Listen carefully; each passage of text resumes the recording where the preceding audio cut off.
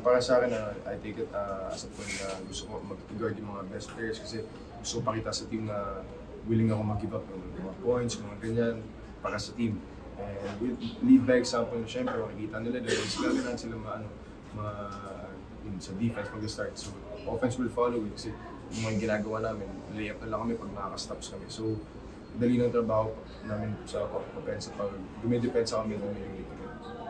And gaano ka-crucial na gantong late in the season, unti-unti mo na bagay nga, nung first games nyo, nagbibigay ka ngayon, yes. Nakuha mo na yung form mo, palapit na yung playoffs. Yes, for me, magandang din yun, maganda sign din yun para sa akin. Siyempre, you all know, tao din talaga tayo. Nakawala ng kumpiyansa, nagkakumpiyansa, kahit even you're the best player in the world, you have to have that. Pero, ngayon, good game, siyempre, di pa rin titigil yung hard work.